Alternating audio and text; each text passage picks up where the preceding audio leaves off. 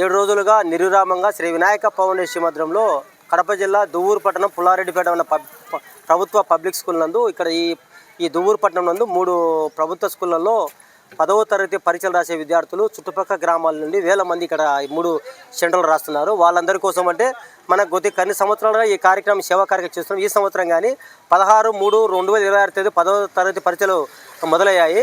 ఆ రోజు నుండి మనము నిర్విరామంగా 7 రోజులు ఎంత కష్టమైనా సరే, ఎంత ఇబ్బంది అయినా సరే, మనం ఇక్కడ 7 రోజులు పరీక్షలు రాసే విద్యార్థులందరికీ మీరు లైవ్లో చూసారు కదా. 7 రోజులుగా మేము చేసే కార్యక్రమం చూస్తున్నారు. 7 రోజులుగా నిర్విరామంగా వాళ్ళకు చల్లటి మజ్జిగ నిర్వహణ అందిస్తూ వచ్చినాము. దాదాపు 1000 మందికి, అంటే 7 రోజులుగా 1000 మందికి మనము చల్లటి మజ్జిగ అందించి 10వ తరగతి పరీక్షలు రాసే విద్యార్థులకు ఎండ నుంచి విభజన జరిగింది. అంటే వాళ్ళకే కాదు, వాళ్ళ కోసం వచ్చిన బంధువులకు, స్నేహితులకు, ఇది రోడ్డు పాయింట్ కాబట్టి రోడ్డు పోయే బాటసారులకు, ప్రయాణికులకు, అనామకులకు, అబాయకులకు, ఇక్కడ ఎస్టీ కాలంలో అందరికీ 1000 మందికి మనము శ్రీ వినాయక పండుగలో చల్లటి మధ్యగా అందించి ఈ 7 రోజులు నిర్వహణగా ఈరోజు ఈ యజ్ఞం పూర్తి చేయడం జరిగింది. చాలా అద్భుతంగా మనం ఈ కార్యక్రమం జరిగింది. చాలామంది పెద్దవాళ్ళు ఈ కార్యక్రమంలో ఆశీర్వాదాలు ఇవ్వడం జరిగింది.